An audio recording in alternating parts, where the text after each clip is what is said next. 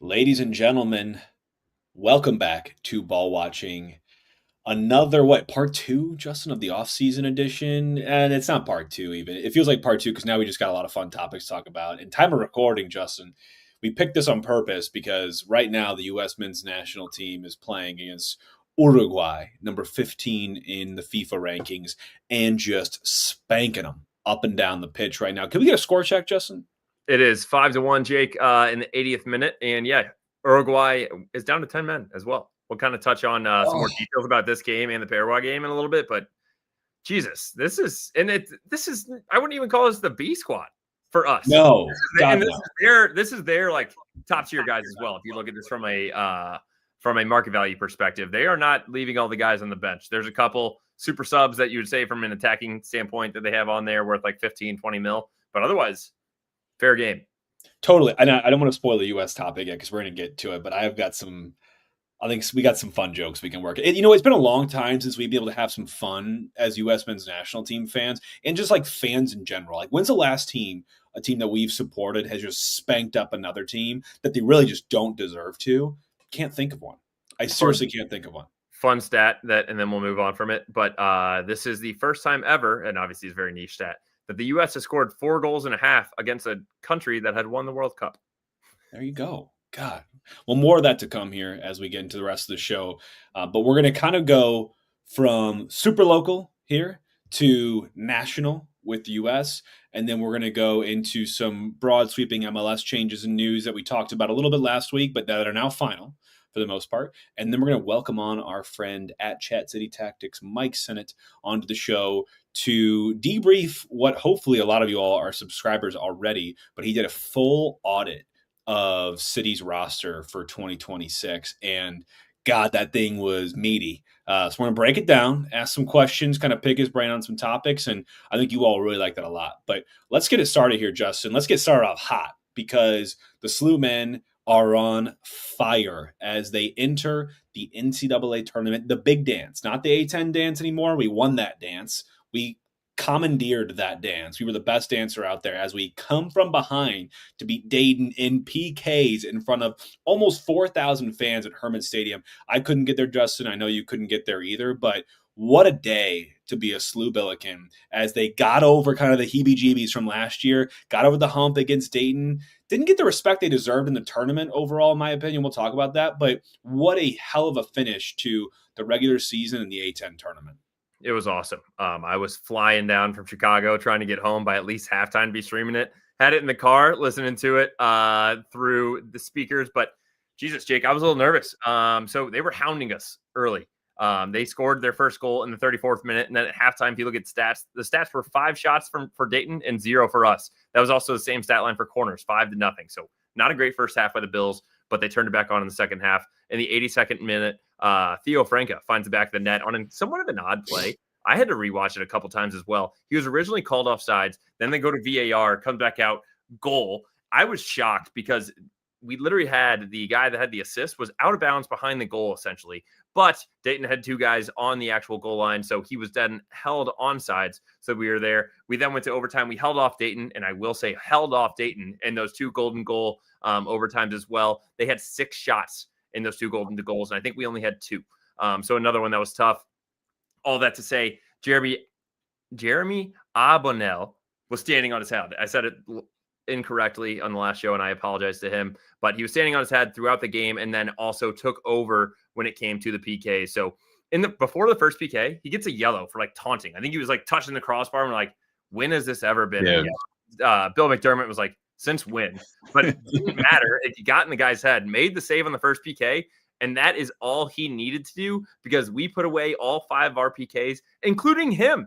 Our goalkeeper took the 4th PK and slotted it home as well, which was just absolutely huge. So the Bills move on.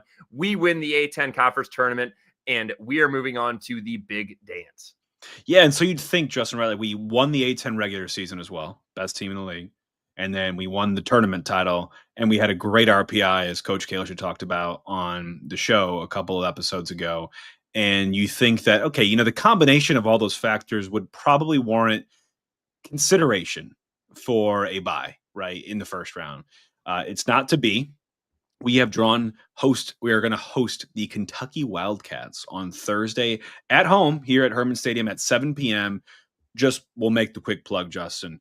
Everyone, if you're not doing anything on Thursday, even if you are, this might take a little bit of importance. I'm at a rehearsal dinner, so I've got a legit excuse. I will get the bride to write a note if needed for proof here. But I would kill to be at this match. It's the tournament. It's the Kentucky Wildcats. It's your SLU Bills playing on the big stage. Remember, they got outdone last year against UMKC, and what was a really big bummer. I thought we all were going to, get over that hump and get to the next round of the tournament. And Justin, what awaits? I want you to break down the matchup for us, but my mind, I want to keep it here, right? My mind kind of drifts. It does that from time to time. And we have a date, depending on the winner here, right? SLU or the Wildcats at IU, which is a historical rival of this program. Talk to any alums and they would tell you the same.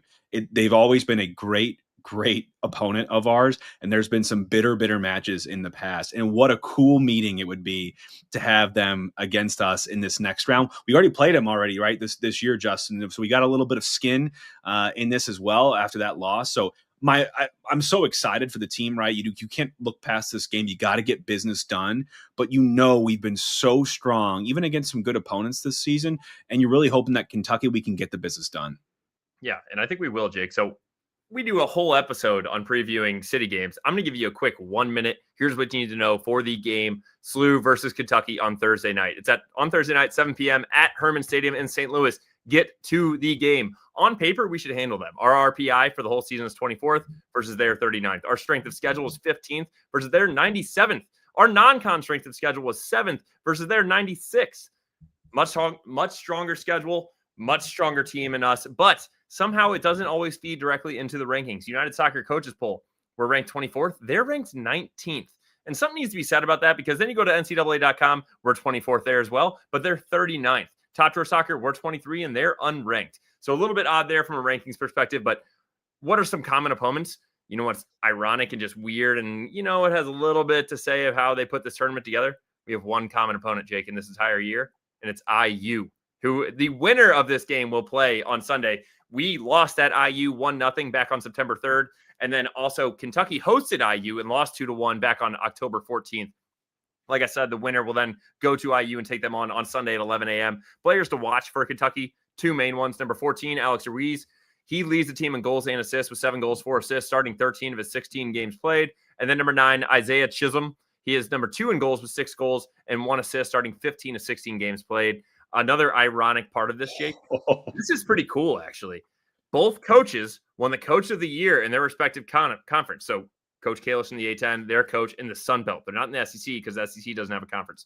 Both goalkeepers won the Goalkeeper of the Year award, not only this year, but also the year prior, going back to back. So Jeremy Abenel and the goalkeeper for Kentucky are back-to-back conference goalkeepers of the year for their teams. SLU has been unbeaten in their last 8 games and unbeaten at home on the season, 6-0-5 record, win-loss draw. We haven't lost since at Akron on September 23rd, and we haven't lost at home since the, knock on wood, round 1 of the NCAA tournament last year against UMKC, almost a year ago to the day. That will be a year ago on Friday. This game is on Thursday. SLU also made a record for the most NCAA tournament appearances with 52, and we still hold the record for national titles at 10. God, what a cool match this is going to be. Even the one against Kentucky, right? Like now you are the leader in the most appearances in this tournament. There is no NCAA tournament without SLU, it kind of feels like. And then national titles wise, you got 10. And then if you can get to IU, that history really just mounts up, right? And just makes for a sumptuous Sunday morning matchup. We will obviously be glued to that one and keeping you all appraised as to how this match against Kentucky goes. And hopefully we can see ourselves into the next round against IU. Justin, it's not just SLU. We've been talking a lot about SLU, right, these last couple of weeks, but Lindenwood, also in the news. They were notified in June, just this past June, that they were approved for a full D1 status starting in August 1st. And they went ahead and took that all the way. And they said, yeah, we're going to go 14-2-4 this season, 9-0-3 at home, win the Ohio Valley Conference regular season, win the tournament on Saturday in PKs, just like SLU. And they will also be joining SLU in this tournament. Now, the only thing that made this cooler, Justin, is somehow that would have been pitting them against each other, which you kind of want to see more St. Louis, teams fly in this tournament, right? It would have been, I guess, fun, but you don't want to see that at the same time. It's such a cool story, right? Lindenwood, first year in D1 with this status, and they've already taken over the Ohio Valley Conference, won the tourney, and they've booked their ticket to go dancing in the NCAA tourney now too. And it's awesome, Jake. And there was a chance that they could have played each other because they do this, the NCAA, to try to make it a little bit more local. Because guess who Lindenwood plays? They're going to UMKC. Oh. So they do try to keep it a little bit more local in that sense. And that's where our winner, we would take on IU as well. However, if Lindenwood wins against UMKC, which I have a feeling they will, they go to Stanford, which is very cool. If you watch the video, all the guys were like, ooh, like ready to get up and play against Stanford, who's won the national championship recently. So another shout out to them. Their coach, Chris Birch, prior to being at Lindenwood, he was Coach Kalish's first hire at SLU in 2018, where he spent 5 seasons at SLU, the top assistant for SLU, and was recognized nationally as one of the top assistant coaches for multiple times while he was at SLU. Wow. He's now paved his own way, and he was named the Ohio Valley Coach of the Year this season as well. So if you aren't already tuning into this, they take on UMKC in the first round of the NCAA tournament on Thursday, November 20th, this Thursday at 6 p.m. They're doing a watch party at Lindenwood as well, if anybody is truly really big into that. But I would suggest that everybody also gets down to the SLU game. Bring your phone, bring a charger, do a little streaming on that. And also to mention, Jake, I saw it, first 500 students at SLU get a free beanie at the game on Thursday night as well. So those are 2 of the local teams that are dancing in the NCAA tournament for D1. But guess what? There's 2 more that are also dancing in the D3 tournament. Yeah, right. I mean, so Justin, you brought me up to speed this. I missed it. Obviously, it's been in the news now. But Wash U, a historic last season, followed up by another campaign this season. They're the defending national champs, number 1 in the nation. They went 18-0-2 this season, outscoring opponents 79-7-9, 2-7. Hold your phone. She's got a cannon. Unbelievable. 79-7. So average of a 4-0 victory every third game the opposition would score. I mean, just unbelievable numbers when you're crunching them here. And they booked their ticket. Obviously, yes, it's different. It's the D3 tournament. But when you're doing things at that caliber for successive years, you got to kind of take a look behind the curtain and see what's in this sauce, because they're doing something special at Wash U. And it doesn't stop at the women's. No, it doesn't. Even though this is their 10th year in the row that they have now reached the Sweet 16, the men's team is also going to be going to the Sweet 16. They're number 12 in the nation with a record of 14-3-1 this season. They're playing in their first NCAA tournament since 2021. They just took down the number 3 team in the country, University of Chicago, 1-0 in the second round of the tournament to advance to the Sweet 16. So what is up next for these teams? The men face MIT, nerds, in the Sweet 16.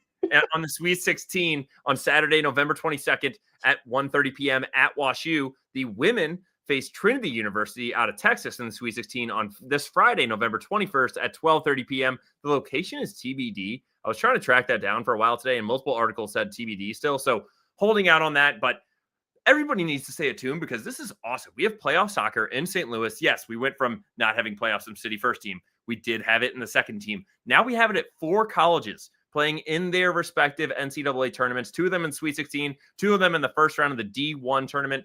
What a time to be alive for St. Louis soccer. Support local, man. Support local. So we got those news bites for you here. We'll try to keep you all updated too on social media. Some of these games, whistle blows and we get the results in, and we'll obviously cover the outcomes in this show as well next week. But Justin, if I want to move us off of local, take us up a level, let's go macro to the United States.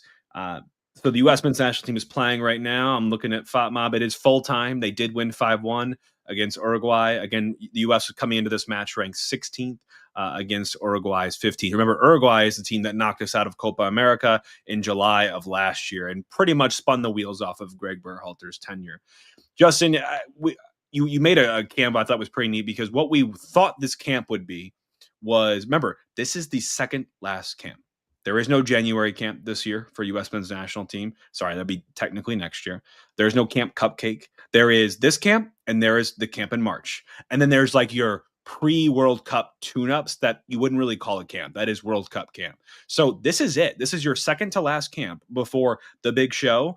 And I think we all expected Pochettino to call in the big guns, get as many of the players that he knows, right, very intimately at this point, that can play in his system, that he trusts, to take the reins, see what you got. We know that, from last week's show that he kind of went a different direction in some areas, and some of that due to his own prerogative and some of that due to injuries and new coaches and wanting to make sure his players are acclimated and getting minutes at the club level, which is very paramount to a successful national team in terms of Pochettino's eyes. So, Justin, we'll get to the game that they just played here. I do want to talk about some positives from the Paraguay match. They won that one 2-1, and that was on Saturday.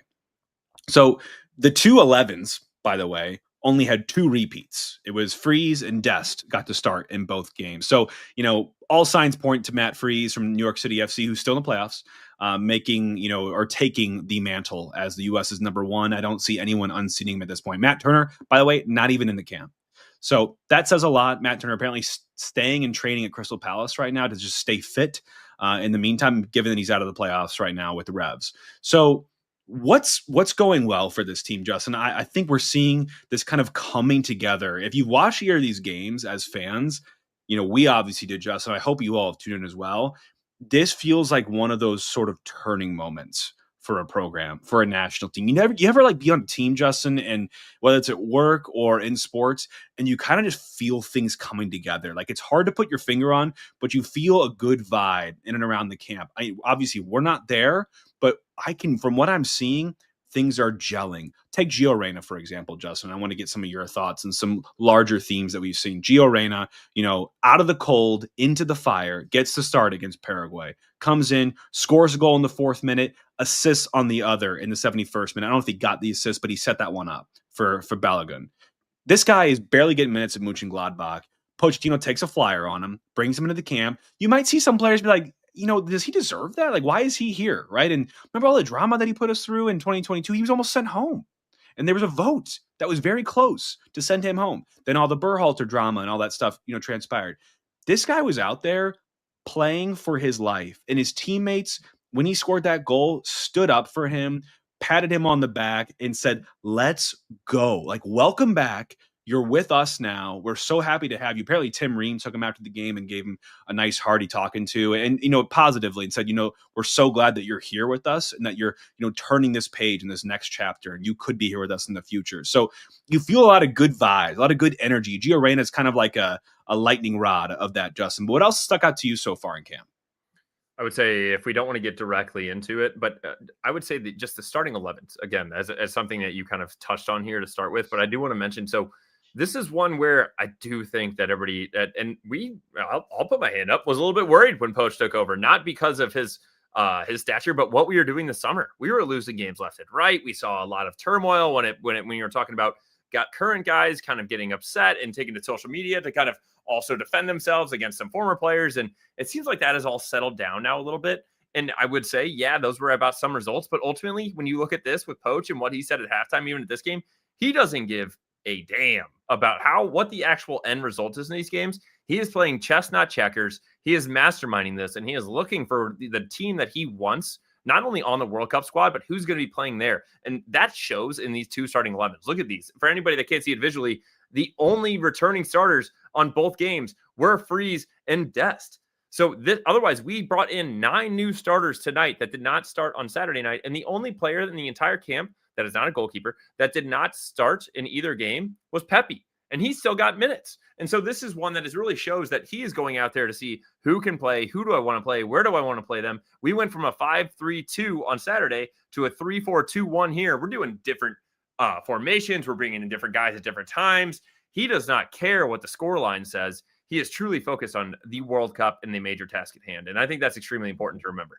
I agree. I mean, the turning point, Justin, was really when the camp with Japan, right? Where we were forced to, I think, out of just trying to do something new, because this summer was brutal to us, much more brutal than I think we all thought it was going to be. And Pochettino says, you know what? F it. We're going to try this back 3, back 5 situation. And what a shift it was. I know he's a guy that's wedded to a 4-2-3-1, like almost to a fault. It's always how he's played with whoever's he's coached and managed. But for us, this back 3 has almost seemed to cultivate a sense of comfortability and bringing the best out of our player pool right now.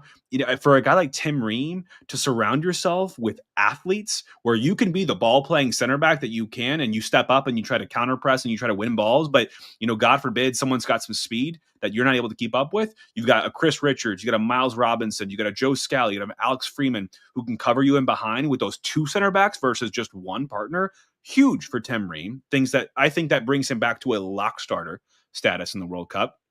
For your kind of winger 10s, your double 10s, Pulisic will thrive in that role. Gio Reyna comes back. He's played 130 minutes this season.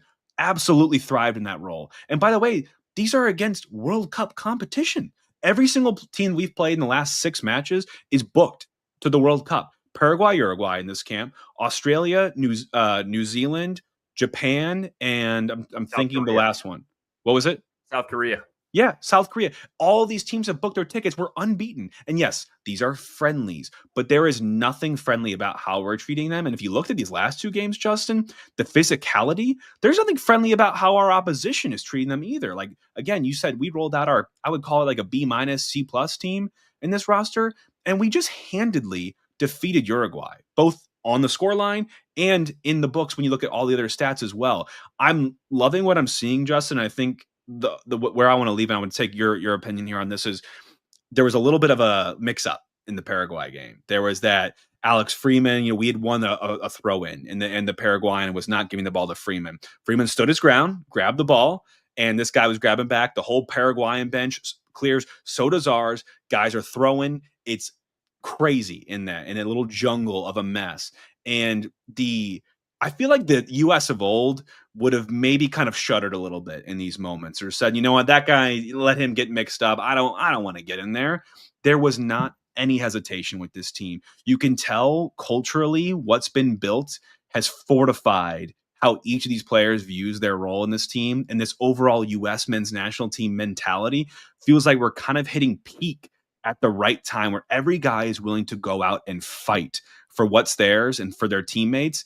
And it's not something you could say, the last couple months and years even. So I could not be happier with where we've landed right now. And if you'd have told me this 3 or 4 months ago, Justin, we were in the dumps. Yeah, could not agree more, Jake, because also look at this. When we're talking about this, when Pochettino walks into this camp and other camps and he says, I want to give everyone a true shot of making this team. We mentioned it. 9 new starters today that did not play Saturday. Look at these teams that they're playing on as well. Big shout out to the MLS. Our starting goalkeeper in both plays for the MLS. And you got Robinson for Cincy. You got Roldan for Seattle. Ream for Charlotte. And then you got Arson for Columbus as well. That was on Saturday starting 11. Then you got Freeman for Orlando. Berhalter for the Vancouver Whitecaps. And then you got Luna and Tillman in front of him as well. So this is almost a half MLS starting 11 as well. So then you bring in the Pulisic. You bring in the Weah. You bring in the McKinney. You bring in all these guys. And Tyler Adams, and you just add it into a group of guys that are fighting for each other. And I just think this is going to gel extremely well. And it's huge that he is giving them this chance to be able to do this. Because look at it tonight, Jake. I put the joke USA versus Uruguay, and I just said we're winning the World Cup. Get past that line. Berhalter scored in the 17th minute. That's his first goal for the U.S. men's national team. Freeman then scored 2 in 11 minutes in the 21st and 32nd. That was his first and second goal for the U.S. men's national team. Luna scored, also great for him with a great season that he's having. And then we also had a first goal out of Tessman in the 69th minute with another assist from Gio Reyna. So we're really building that ground layer and that foundation for also these bigger name stars to come in and be able to also just play with these guys with the confidence and the chemistry that they're building in these camps. Dude, for sure. I love that point, because what I think more than anything Pochettino's built is like a democracy, and my role is not guaranteed. Unless your name is Christian Pulisic, I don't think anyone in this team can feel confident about where they stand at any given moment, given how Pochettino's running this pool right now, right? Everyone gets a shot, and right now there's a lot of different names impressing. So if I'm Pochettino, you finish this camp, your life just got harder, right? Like, you're going to have to make some really difficult decisions when it comes down to building this roster for 2026. But it's a good position for us to finally be in, where we have guys that are pushing your classic, first teamers, your grade A, your tier 1 type players. I just couldn't be happier. And Justin, I'll finish on this storyline. This is just a fun thing because we spent so much time talking about it during the World Cup, was the Berhalter Reyna stuff. Gio Reyna and Sebastian Berhalter shared the pitch for about half an hour tonight. against Uruguay. I mean, the sins of our fathers washed away. These two are now teammates despite all that's gone on. And hey, they may not be the best of friends, but the fact that those two are sharing the pitch and doing well, right? Sebastian Berhalter scoring scoring a goal and an assist on another one. Gio, a goal and assist in the game prior.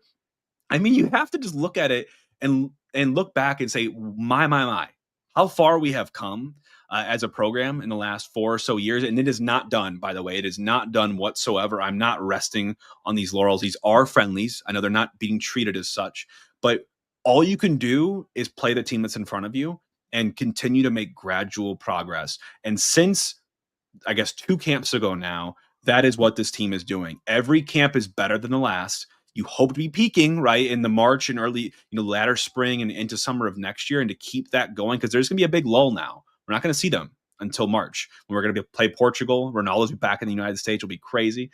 And we'll see how we stack up against a team like that. But if you're a fan of this team, or even if you're not, you've kind of been unplugged, now is the time. Get on board. There's so few games remaining before the World Cup, and this team is something to behold right now. There's a special sauce that Pochettino's got going, and I am sipping that Kool-Aid as fast as I possibly can. I absolutely love it, Jake, and I think it's a great time to bring all of this up, especially ahead of Christmas. So if you're looking to make that Christmas list, throw some U.S. men's national team gear on there, because you're going to want it come next summer. I can promise you that. This is something you're not going to want to miss out on. So, Jake, as we have already talked about a little bit now then around the U.S. men's national team, let's do a quick update on some MLS-specific news. I know we got Mike with Chat City Tactics waiting in the green room, so you want to give us a little dive into this, and I'll pull up the canvas? Yeah, really. It's a continuation of last week for us, Justin. We talked about or teased at least what we thought was going to be approved or at least discussed in the MLS Board of Governors meeting, and everything looks to be set to go. We will have a new format for our schedule starting in the season of 2027-2028. So that'll start in probably, late July, August of 2027 and run through May being the time for the MLS Cup playoffs in 2028. So you might think to yourself, okay, so 2026 is untouched. What's happening in 2027, given that's, a normal season for us? They're going to have a stretch or like a short transition season between February and May of 2027. Just, I hope they have some fun with this.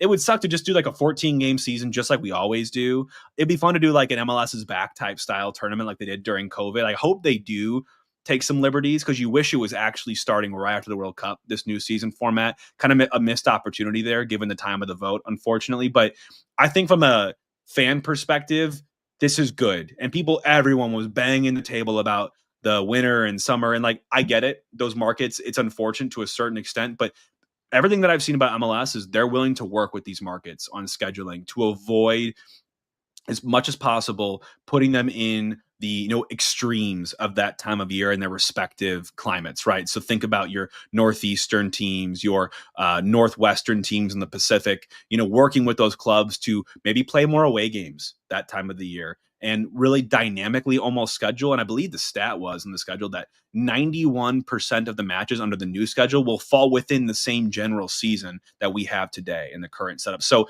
a lot of table banging for a lot of nothing, in my opinion. MLS is going to try to take this seriously and make sure that it's not a big impediment, right, to those teams that might be in those more extreme type climates. And people are banging the table on this, and it's not making a whole lot of sense to me, Jake, because like you said, 91% of the games are still in the same timeline. And then also we're going into midway through December. Does anybody not know when the MLS Cup final is? That's also like December 11th. Then we're going to be picking back up in February. Do you know when we usually start? I think our first game this year was February 22nd. Yeah. And then we're also completely disregarding people having to play in Houston and Dallas and Miami in July usually. So we're also taking that out completely. So I'm completely fine with it. I would say it also helps us align with the world. We've already mentioned that and the different transfer windows there. So now that we've moved towards this, it's where are we at today, Jake, when it comes to the MLS playoffs? And nothing has changed since the last time that we have recorded. You still have San Diego and Minnesota kicking off on November 24th at 9 p.m. You have Vancouver and LAFC, which I think is going to be a lot of fireworks. That's on November 22nd at 8:30 p.m. You also have Philadelphia Union versus Matt Freese and the NYFC on November 23rd at 6:45 p.m. And then you got Cincinnati versus Messi on November 23rd at 4 p.m. I added a little thing down at the bottom here, Jake, little DraftKings sports book. Who do you think is taking it home? You still like LAFC at plus 650. You have them at plus 750. Did you double down? Yes, absolutely. As I said, I would. I have no concerns at the moment, barring like a sudden critical injury with South Korea or God forbid, something of that nature. I feel good about where the money's at, and I feel good about this schedule. I feel good. It sounds like they're moving into the single table format with the divisions as well. So I like that. A lot of good things. MLS is growing up. They're wanting to evolve, wanting to be more aggressive, more progressive in this league. And I think around the World Cup, it's a perfect time to do so. And from a business perspective, it makes a lot of sense. So it's good, right? We're kind of weatherproofing ourselves. We're going to flex on how we do things. And I can't think of any better partner to help weatherproof us than Hoffman Brothers, our presenting sponsor for 2025. The winter's difficult, right? It really takes a toll on those heating bills. And I know you might not have felt it yet, but you will. So make sure if you have not had your furnace, your heating, anything looked at, your air ducts, give our friends at Hoffman Brothers a call at 314-664-3011. Justin, I just had them out last week to do my annual tune-up on the furnace. No big problems, thank God. They did make some recommendations on some humidifiers this time of year that they can install a whole home humidifier at a discount because I am a home protection plan member. So great value for money. These guys take the time to explain out, what it is that they would be doing for you and how it would improve your home living and what you might get. Like, I hate having sick kids. Humidifier could help with that. So it's a lot of cool things. And Hoffman Brothers is such a great partner of ours, and we're so elated to have them. So, Justin, we talked about weatherproofing. We talked about better business. We've got our friend Mike from @Chat City Tactics here in the green room. I'm going to promote him to the real show now here. It's been a while with our friend Mike, but Mike, welcome back to the show. We have got to ask you some questions, man, because you put together quite a piece this past week. Mike, quick start question. How long did the audit take you? Oh, boy. Days, right? Yeah. I mean, just the editing alone took me a couple hours. Dude, yeah. It was impressive. It was really, really good. I encourage, by the way, before we even start about it, Mike, everyone's got to go read that audit. Make sure you're following Mike at Chat City Tactics on Blue Sky, X, Instagram. The dude, you put some work into this thing. My God. Yeah, Mike, I was also going to ask, how tired are you from doing that and starting all 11 positions for the Irish national team? Look at that. Those are my boys right there. Troy Parrott to the promised land, baby. We got to give this guy a shout out. Mike, let the people know what's going on in Ireland and the soccer, because you said that the cops might have been called on you celebrating that goal that was scored. Yeah. So if you're unaware, Ireland was, I think they were 4 points back with 2 games to go. They needed to win 2 games in order to get to the World Cup playoffs, not even to actually get to the World Cup. This is just the stage between that. So at first they beat Cristiano Ronaldo's Portugal 2-0, in which Troy Parrott scored a first half brace and Ronaldo got a red card. And then Troy Parrott didn't have enough fun with that. So in the winner-take-all game against Hungary, he decided to score a hat trick with basically the last kick of the game to send Hungary spiraling out and Ireland into absolute elation, as well as the Sinnott household. This was the absolute pretty much last kick of the game. It was the 90th plus 6 minute. It was like 95th plus in like 5 seconds, but there was only supposed to be 5 minutes into extra time of additional time. And there was a headed flick. For everybody who hasn't seen the goal, he gets a nice touch on it right in front of the goalkeeper, puts it away. And I have the chills thinking about it. Everybody needs to go look up that highlight. If you haven't Absolutely seen it. Beautiful. Don't you love this time of year? People booking tickets to the big show. It'll be cool to see Ireland. I just did that. Yeah, I'm excited. You got your tickets? I bought my flights. Seattle, Vancouver. If you're there, come say hello. Let's go. We'll be in the Pacific Northwest and British Columbia. Christmas comes early, Mike. Wow. Mm-hmm. Okay. Well, Christmas came early to anyone that has a heartbeat at this point in the season for St. Louis City. Mike, you did the heavy lifting to analyze and audit sort of the upcoming or the current version of the roster now for everyone that's on the books for 2026. We know you sunk a lot of time into this, Mike, and I kind of wanted to break it down in almost a way that you actually approach the exercise too. And I want to just kind of start from the back to the front, frankly. And before we even do that, Mike, I think, Justin, you pulled the graphics. We can start with that. But age, big consideration when you think about roster profile. Mm-hmm. And I think there's some, on both sides of this for us. We've got some guys in prime years, some guys aging out, some guys well before their prime years that need a lot of runway to get there. Talk to us about age, Mike, and what your sort of takeaways are as you analyze the St. Louis City SC roster. Yeah, I mean, I think it's appropriate to say that this is not like totally scientific, right? Everyone ages a little bit differently. Someone's 27 is different to another person's 27. But this was based on data from The Athletic from a couple of years ago. So it's not totally unfounded. But as far as takeaways for City specifically, the thing that I took away was that we don't have a ton of guys in their prime, and those that we do have been lackluster, to say the least, right? So if you look at the top of the graph, you see the center forwards, Klaus, Becher, both in their prime, both kind of playing like they're in their prime, right? That's kind of what you expect. But then you look at the rest of it, you've got Pompeu. Is he even going to be on the team come February? Who knows, right? Durkin, Ostrak, I'm done with both of those guys. I think they've both contributed or not contributed enough to not even have a spot on the roster come 2026. Totland, he was absolutely hated by our interim head coach. Will he be a fan of the next head coach? Who knows, right? And then Kyle Hebert is a backup center back, and Ben Lunt is a backup goalkeeper. It's like that's the cornerstone of your team. It's a couple backups and a couple guys that shouldn't be there, and then your center forwards. That's a problem, right? And that's something that needs to be addressed moving forward if this team's going to be competitive, because all the best players on this roster are past prime age. You've got Berkey, who's well past it. No matter how good Berkey is, he definitely had a downturn last year, and the year previously was a downturn to 2023. So we're going down this slope that Father Time has never lost, right? So you've got that. You've got Leuven, who's approaching his 30s. You've got Hartl, who is 30. Toyshirt, if he can score, is a really good player for City, but he's 29, going to be 30. So, that window of this team is really shrinking. If you were to argue that there's not a single player on this roster that'll be around by the time City probably win their first cup, that'd be a hard thing to argue against, just because the profile of the squad currently.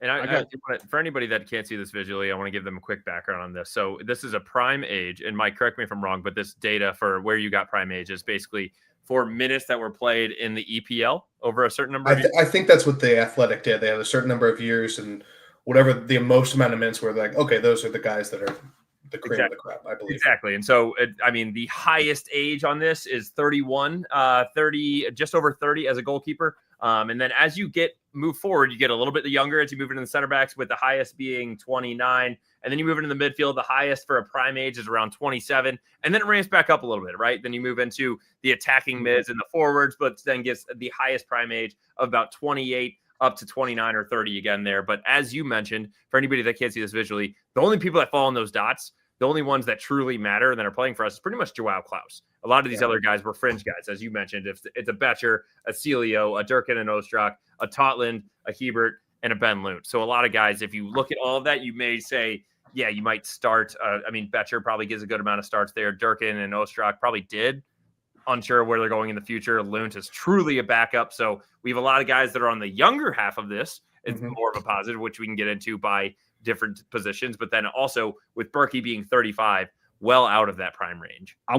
Mike, before we start with the goalkeepers and literally go back to front here, I'm looking at that, the graphic. I encourage you all to check this out, and it's in Mike's audit if you want to take a look. Which is free, by the way, just like everything else. Which is free for the people. I create stuff just for fun, so if you want to go take a look, go for it, guys. Mike, I want to hear your thoughts. And Justin, we've talked about this before. I remember talking about this when Lutz was brought in 2020. We all heard the Grand Master 5-year plan. The 5-year plan was discussed. It wasn't discussed at length. We got some high-level kind of principles and thoughts about it.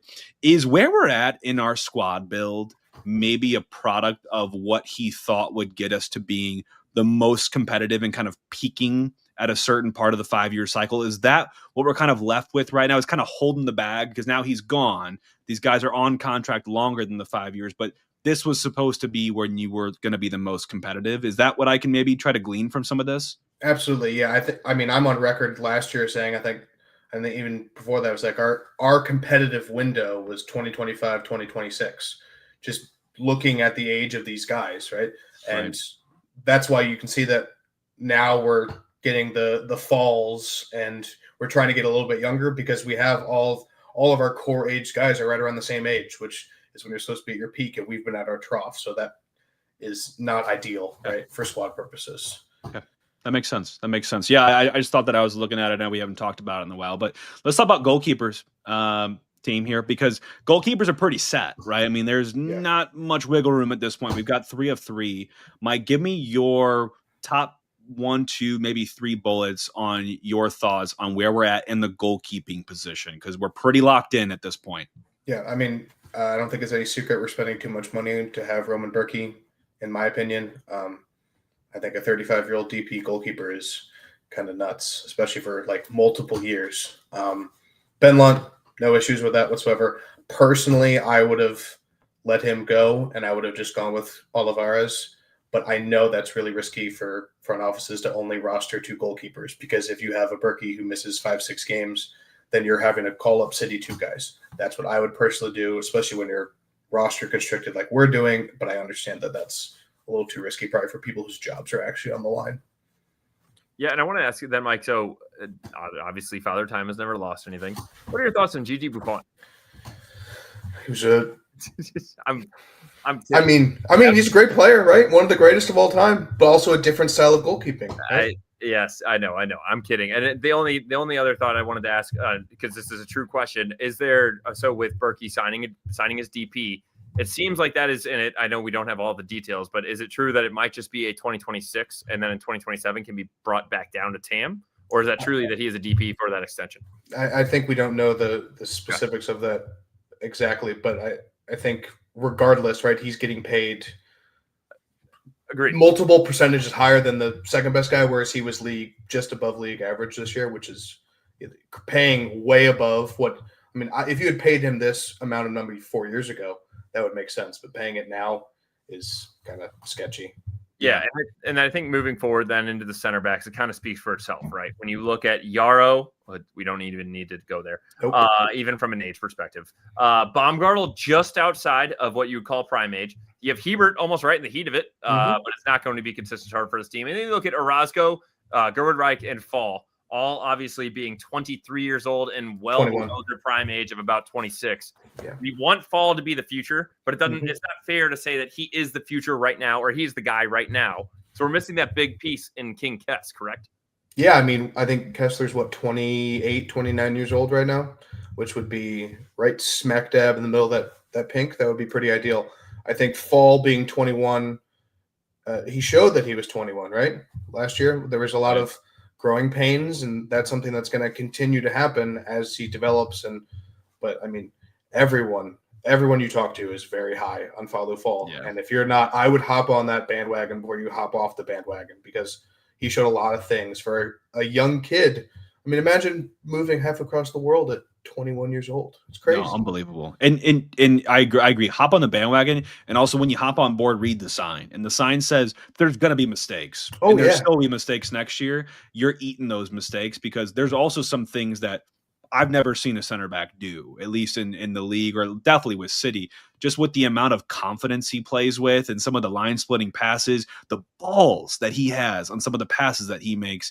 You can tell he's youthful because he plays with some of that exuberance, but he plays with fire as well. But it's fire that if I'm City and we've got this guy, like, you need to give him, just lay the minutes on him, see what he can take and see what he can develop into. Because worst case, you sell him for a profit at some point in the future. Best case, you can do that, and he gives you some really great years in the back line and becomes your anchor.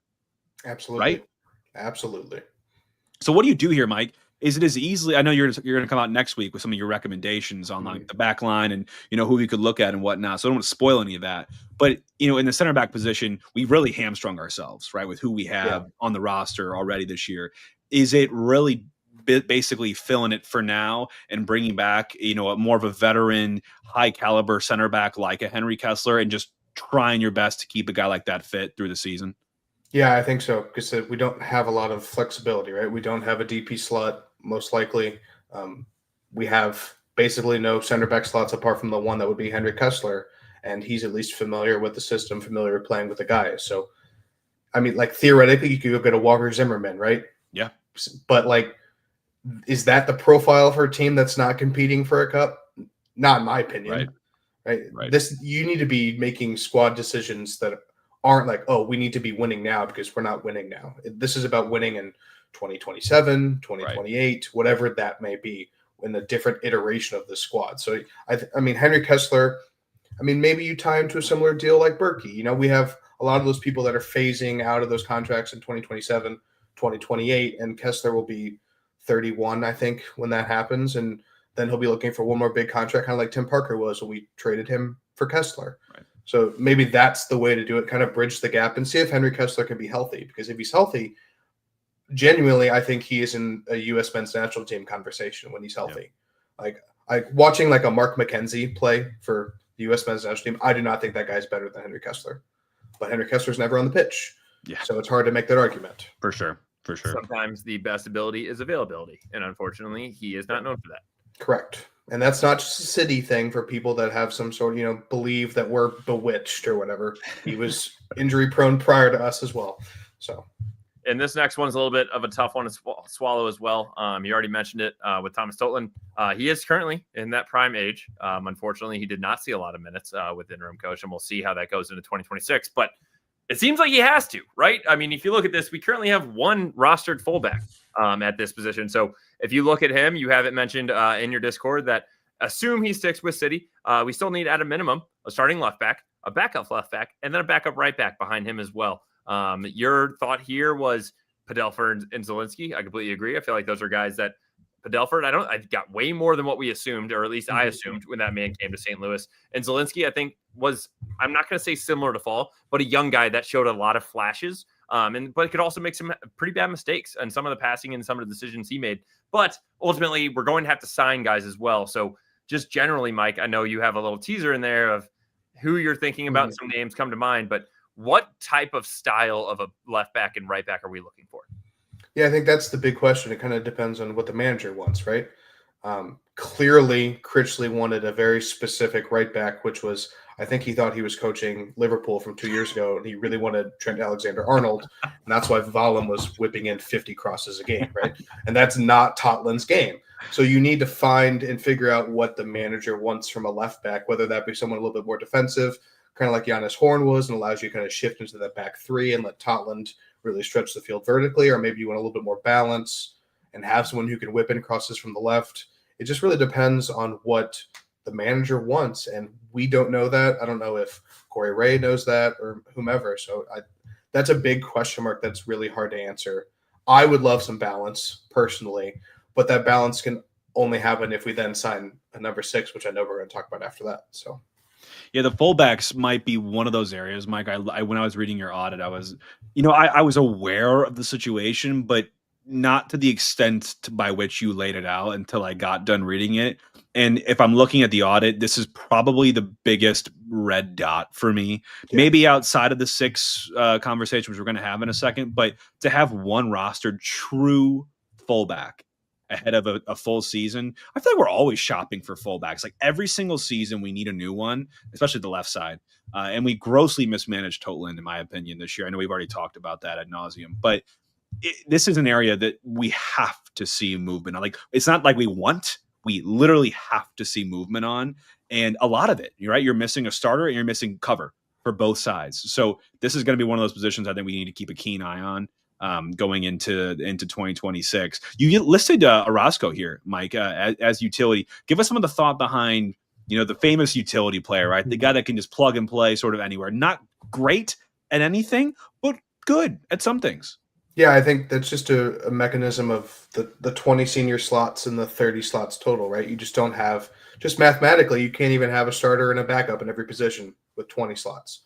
So you got to have someone like Orozco who can just play wherever and hopefully do it at a replacement level, right? You're not expecting a lot. He's a break glass in case of emergency, fill the bench a lot of the time when there's injuries, suspensions, whatever it may be. Because we saw it last year, right?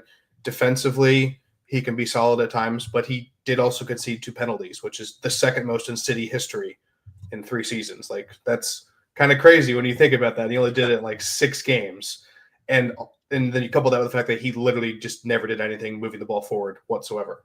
So like that's we're winning, we're up a goal late, maybe throwing on Orozco to just bring a body into the back or whatever it may be. But yeah, just it's a filler role, and that kind of stinks if you're a young kid who has dreams, of being one of the best soccer players in the world, like everyone does. But that's the reality of competitive sport, whereas the team and the player not agree on what the pathway is. So.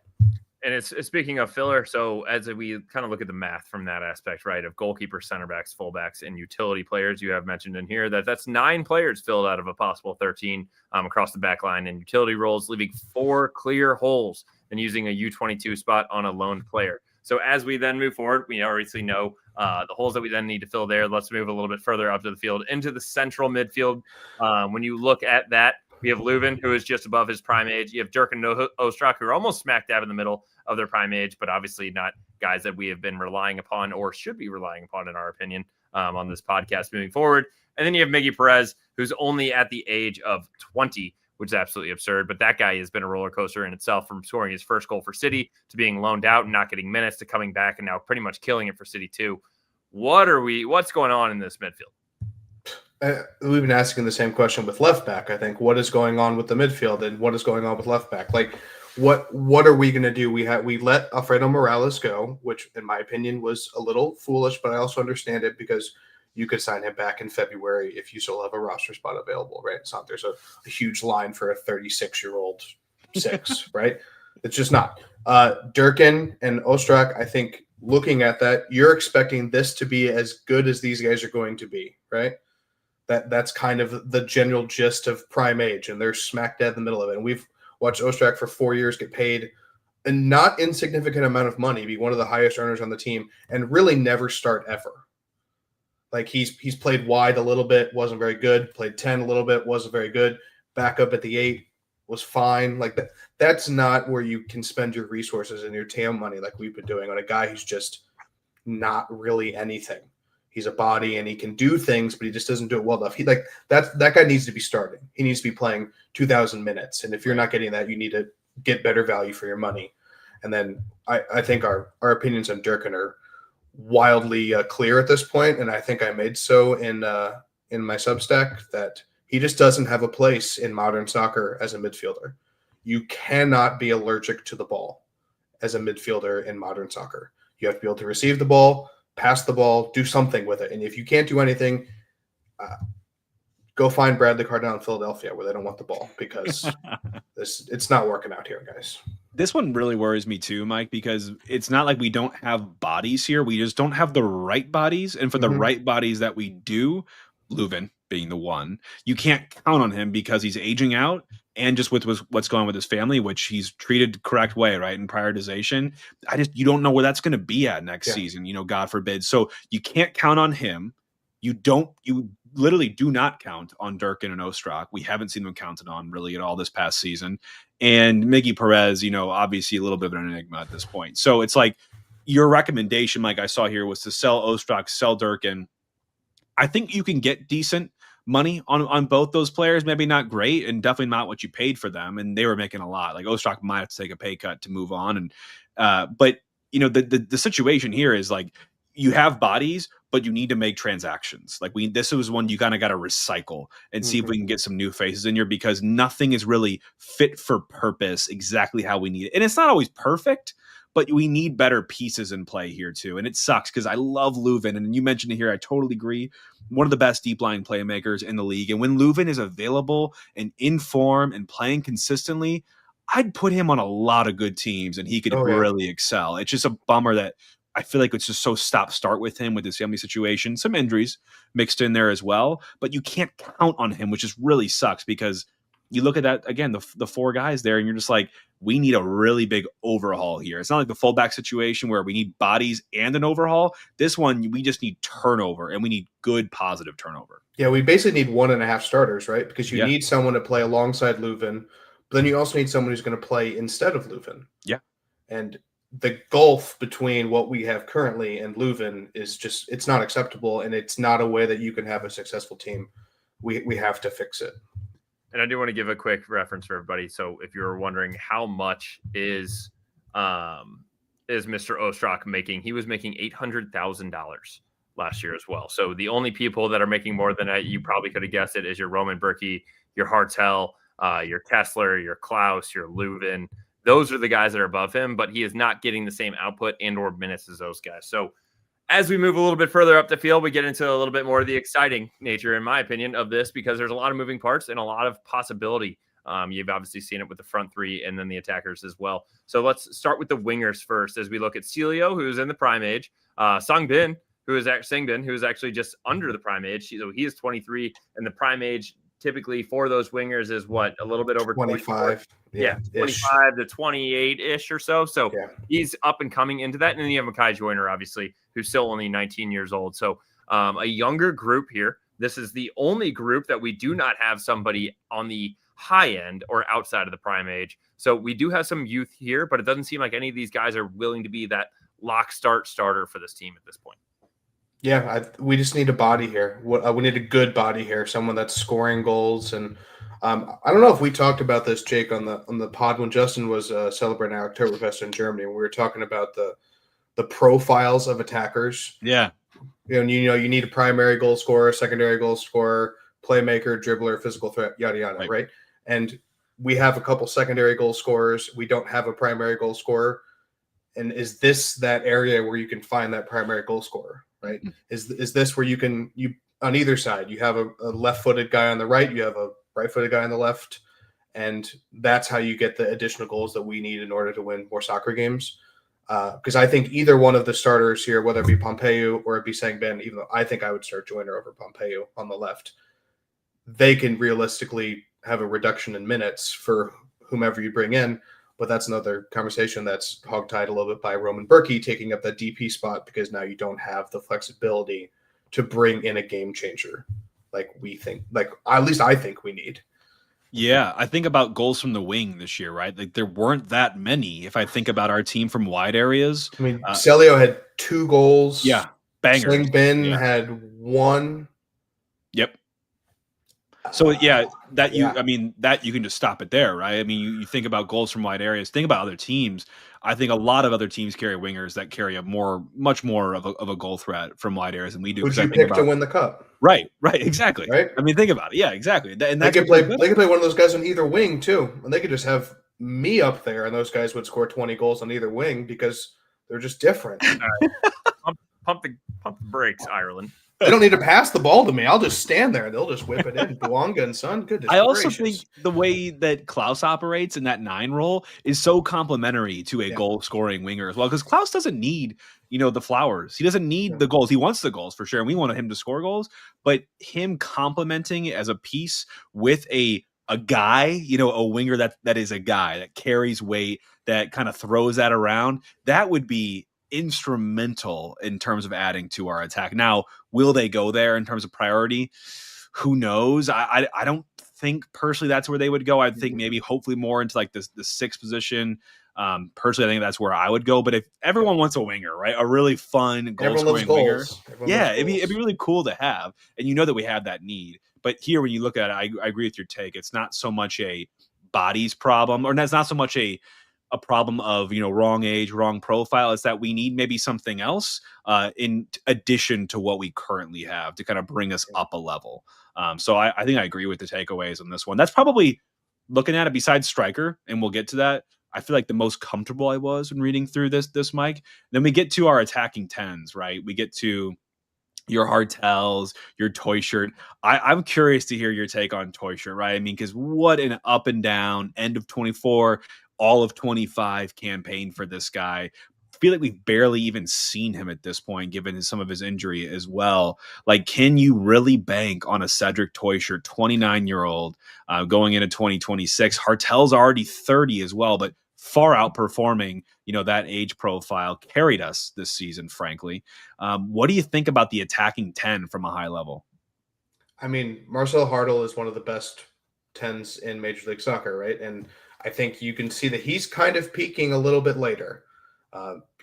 His season before coming to City was unreal at St. Pauli. And then it was a little bit of a slow last fall with that first 10 games or so for him. It was fine. And then, I mean, this year he frankly was incredible.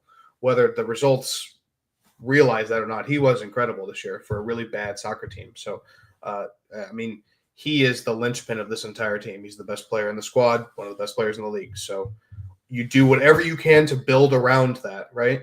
And that's kind of my issue with Cedric Toyshirt a little bit, is that I'm not sure he is complementary. just because you probably have to play Seti centrally, right? And then you have to move Marcel to a wing, and he's effective there because he's a good soccer player, but he's much more effective when he can go wherever he wants and by starting centrally. So you kind of have a conflict of interest there a little bit, right? So I think I said in my piece as much, there's not much you can do with Toyshirt because he has 8 months left in his contract with an option for only until the end of the year. So what's his value? Because realistically, he can sign for free. He's 30 years old. We don't need to do anything. He can just walk off the sunset in the middle of the season, or we option him to the end of the year, and then he's probably still going to walk, right? Because then he's a free agent and he's 29 years old. Even if he performs well, he'll probably be too expensive for us to bring back. And if he performs terribly, we're not going to want to bring him back. So what does that look like? And for me, it's a chance for Brendan McSorley to kind of be that Toyshirt moving forward, because I think that's his best role. I don't really think he has the ability to play wide in the MLS. He doesn't beat guys. He doesn't have the pace, whatever, the creativity, trickery, whatever you call it, to really stretch the field with the width. And I think being in the middle of the goal and causing mayhem, like we kind of saw at the end of last year, is somewhere where he can thrive and something that said he should thrive on. So that's kind of my thought on the 10s. I'm going to give a quick update. So on Hartel, an easy one, as you already mentioned, he had 15 goal contributions this year, 9 goals, 6 assists, 15 goal contributions out of 44 goals total scored by the team. That is 35% of our goals. Obviously, that is running through us. We've already talked about it ad nauseum, the amount of stats that he has, the most miles in MLS and all of these things. So easy one for me. Yes, he's a little bit outside of that prime age, but he is still rocking it. Mm-hmm. Toyshirt is a tough one because he's making 1.3 mil. However, I understand sometimes the best ability is availability, and he did not have this season. But I'd like to always, it's in the back of my mind, guys, of when he came over in the middle of the season prior, he had 10 games played, 10 starts for 762 minutes. He had 9 goal contributions in those 10 games, 5 goals and 4 assists. It's there. It's absolutely there. But where the hell did it go? And that's my frustration with this guy is like, that's how that 1.3 really came to be, is like, this guy has it in the bag, but we just couldn't keep him healthy. And in my opinion, I'd like to give him one more shot. And I know that's tough. It's a 1.3 mil, but Jesus, that was something that was so exciting. And yes, the team was humming. We were all playing well. Betcher came in at the same time. He had 4 goals and 6 starts during that time period. What a time to be alive for City fans, but that one is always sitting in the back of my mind, and I would like to give him one more shot. May shoot myself in the foot for it, but Jesus, it's hard to see a guy do that for this team and then just be let go. Yeah, no, I agree. And then you got McSorley, obviously making up the numbers here, and Caden Glover as well. I think McSorley, showed some great impacting off the bench and even in the start as well this season. You don't know what you have with him, I think, fully yet, right? Like, was that just flash in a pan? Was it lightning in a bottle? Or could you see him, making some minutes or earning some minutes this next season as kind of that impactor role when you need some life or something different up top? Because he played with some tenacity, played with some heart, and you love to see that. But again, does he really move the needle necessarily? No, I don't really right? think so. Yeah. No. Yeah. So you're kind of there. I don't really anticipate any movement, frankly. No. Like, Justin, do you guys see anything happening before 2026 in this role? As far as players that we already have, no. I wouldn't be surprised. I mean, depending if you want to put whoever I do think that we're going to sign somebody either from a winger position or an attacking mid, however you want to sign it or however you want to display it. But I do think that there is some kind of splash coming. I really hope the splash is at a 6. Obviously, we talked about those holes at the beginning, but I wouldn't be surprised whatsoever if we bring in an attacking player, either if you want to call them a winger or attacking mid. Yeah, someone mentioned when I released this article on Twitter, they mentioned Ryan Kent, who's out of contract. Yep. And I talk about we need a left-footed attacker, which is not a terrible idea. He's a little old and probably more destined for someone who's trying to win a cup than someone who's trying to make the playoffs. But that type of profile is kind of interesting. Brings a little bit of Sangbin, but also a little bit more creativity than Celio and the like. So. Yeah.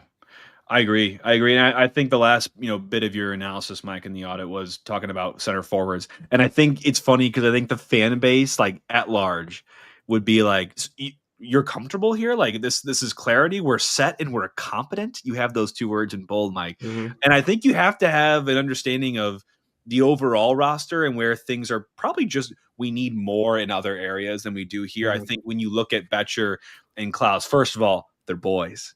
And they're fun. They're fun to watch. They got the vibes going for them. We know they're building, or at least part of some of the culture that we see in the locker room there. But from a goals perspective, Klauss led the team, 10 goals in 2025.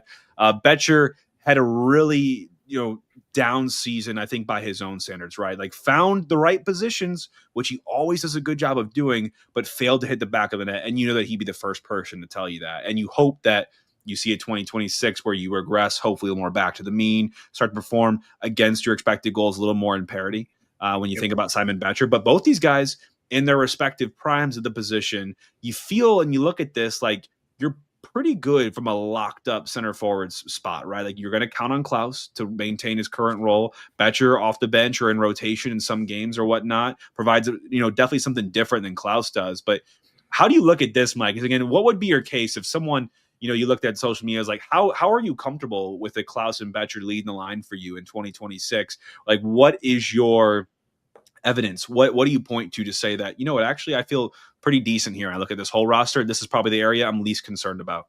Yeah, I mean, I think you just look at, Klauss's track record has actually been pretty good in St. Louis, even though people would have disagreed with us a lot on that point last year. He's almost perfectly performing his expected goals. Like he's not due for a regression or for a progression to the mean. He's doing what we're expecting of him, and he's no longer a DP, which got a lot of people's hearts really beating too quickly just because of those two letters. He's now just a TAM player, and he's a pretty valuable TAM player at that. I think his G plus in the past couple of years, his goals added, they've all been like 60, 70, 80%. Like he's a pretty good value. And he's not going to score 20 goals. I don't think he's ever done that in his career, but 15 goals, 5 assists, definitely doable. And then Simon Betcher, he gets the balls in dangerous positions a lot. And last year, he did not put them in the net whatsoever. So if he does that at any sort of average pace, he'll score goals. So again, like we talked about, there's just bigger fish to fry. You have issues. You got to find 3 fullbacks and a 6 and an attacking winger and a center back. Like we can't do it all in one window. And we have 2 competent center forwards, one who's a starting center forward and one who's great value as a backup MLS center forward. So like, yeah, you could find someone better, but is that really the hole that needs to be filled to make this team better? Not in my opinion. Yeah, so this is for anybody that can't see this. This is Mike's kind of summary for all of this. And as you can see, we're locked in at goalkeeper. Center backs, we're good with Fall. Then obviously, if King Kess is coming back, we're locked from a starting center back perspective. And then you also have Baumgartel and Hebert as your backups, feeling pretty strong there as long as we can get the deal done with King Kess. But then you get into the left back and right back. We've already mentioned it, right? You only have Totland there, who's kind of still a little bit of a question mark, especially with about a minute and where his confidence probably is at this point, with no starting left back and no backup for left back or right back. Then moving forward into the 6, no starting 6. And then you have Durkin and Ostrak, who could possibly play that, but Mike is suggesting there that we sell. And then you have Leuven at the 8, which is a lock as well. To Hartel at the 10, which is a lock. We've already kind of debated the toy shirtness out of that. And then winger 10s, we have Sang-bin, and then a possible opening there. Right now it would be between Celio and Joyner, with Klauss up top, with Betcher backing him up. So very high level, kind of blown through it. But Mike, what are some just kind of general points that we didn't touch on, and or as we look at this from a dollar perspective and available spots? I mean, you just look at all the contracts that are expiring this year based on this graphic, right? We had the same thing last year. It points to what Jake talked about with Lutz and kind of the plan, right? The 5-year plan. We're in year 4 of it now. And you can see year 5, almost all these contracts are going to expire again. There's a lot of options to bring people back, but I think that we're definitely in for a lot of transition here in the next 12 to 18 months. And we should be, because we've stunk. So what's the point of just running it back every year, right? We've stunk. Like, I know we all have emotional attachments to the first players and whatever you want to call it, but this team stunk. So yeah, I would not be surprised if not a single person on this roster lifts our first cup. That's my hot take of the night. I don't think that's even very hot, Mike. I mean, Yeah. I'd put a fair amount Not down a single one. on 0. that. Yeah, Yeah. certainly. I also think, Mike, maybe we're kind of looking at fool's gold and like, oh, no, this is the winter where we're going to do a lot of business and get this roster overhauled.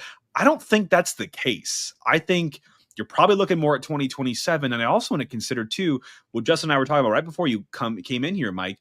The schedule is something to think about too, because this schedule change will occur in the year of 2027, where the summer of 2027 will really be the first real summer window for MLS, where like we're aligned with everyone else now. That could be opportune for Corey Ray and the front office to do some sporting moves and overhaul for this roster, because we should have a lot of flexibility. What I worry about is like what you do for that transition part of 2027 from February to June. Maybe you just play the kids and you just, if it really doesn't matter, will there even be an MLS Cup for that 14 game season? Probably not. But I think a lot of people think that this is going to be the year where we do a lot of this. And I want to color that with a little bit of caution. I think this is going to be at least kind of 2-year turnaround with definitely more work past that. But in terms of overhaul, I don't expect too much to be different. And frankly, that's because our hands are tied from a roster perspective, a lot of this. Yeah, we just don't have a lot of space, right? I mean, this is actually a pretty similar amount of openings to last season. And that winter involved, Conrad Vollum on loan and a 35-year-old trialist and Alfredo Morales and a completely unwanted Timo Baumgartel, right? And drafting Joey Zielinski. Like there wasn't a lot that we really did. So, yeah, I would love to see a lot of movement. I'd love to see a lot of younger players going in that direction to kind of prepare us for what is going to be a really difficult transition, most likely. But we'll have to wait and see if that's what happens. Ooh. Well, Mike, boy. I think you've got a busy week ahead. I know you've been doing some teasers on some thoughts on some of the guys that you believe that City will sign and or can sign. I'm excited to give that one a read. We've also got a lot of soccer coming up this week, as we've already mentioned, and saying that we have SLU and Linwood in the D1 NCAA tournament, and then you have both WashU, the men and women, in the D3 Sweet 16s coming up as well. Obviously, U.S. men's national team just had 2 big dubs in the last camp of 2025, and the biggest news of all for you, Ireland is still alive. Come on, you laddies, let's go. Every American should want the Irish to be on our soil for the World Cup. They're just some of the greatest people on the planet, and they will drink so much Guinness with you. It would just be a blast. So we should all be cheering for that. Exactly. The milk of the motherland. Absolutely, dude. You best catch me sipping some Guinness where possible. I love the Irish. Been there a couple of times. Everyone loves the Irish. No one ever has anything bad to say about the Irish. It's great. God, you love them. Yeah, I like it. I'm looking forward to that now, Mike, having some Irish folk. My kinfolk as well. Those little part of me is back in the motherland there. So I'm proud of them. Maybe not as proud as you are today, but I'm happy for you. I'm happy for them. Should be a fun summer in 2026. But hey, this has been awesome, Mike. Thanks for breaking down the audit. And again, we kind of hit the surface for a lot of this stuff, folks. So if you haven't, please go check out Mike's content at Chat City Tactics. He's on Substack, again, free, on X, on Instagram, on Blue Sky. And this is a hearty read. Don't get me wrong, but if you want to learn about the state of this roster from end to end, where you think we should be leaning in, where you think maybe we're good from what the stuff we kind of talked about here, give it a read. It is a awesome, awesome job. And Mike, I can't wait for, I guess, part 2 or sort of the extension that might come next week. Okay. Yeah. Can you give us a date, Mike, when you're planning on trying to release this? I'm trying to figure it out with Thanksgiving happening. I'm not sure if I release it on Thanksgiving and everyone can read it kind of with turkey in their bellies, or we wait until the next week, kind of do a little feeler, kind of see what people want to do. Yeah, so I've released 2 parts of this What Would Michael Do series from my off season, just for a little alliteration fun. And it's been about 30 minutes of reading if you've read the first 2 parts. So apologies to your eyeballs. That's just kind of my content. It's a lot.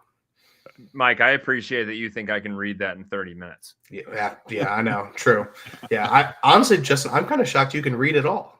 I'm not gonna lie, Mike. I skimmed the hell out of that thing. It was great skimming. Mm-hmm. Great skimming. Well, there we go. Well, hopefully people got some value here again. Mike, thanks for coming on. We always appreciate having you, and we'll have to circle back on some of these recommendations you make as well, because I'll be very curious to see some of the potentials, ways that we can kind of fit in some quality into this, from starting roles, but also some supplemental roles as well. Again, given the situation that Corey Ray is inheriting. But a lot of it's going to evolve here in the next, 4 to 6 weeks and ongoing before we get into the preseason. But we're breaking it down all for you here on the show. And Mike, will be glad to have you back again here soon. But thanks, everyone, for listening. Make sure you follow Mike at Chat City Tactics. Make sure you follow us at Ball Watching STL across any social media domain. Tell your friends, tell your mom, tell your brother, tell everyone you know. It is off season, but there's a lot going on right now when you think about soccer in this country. So make sure you're all tuned in here. But thanks everyone for tuning in again today. And in the meantime, all for City. Go Bills. See you guys.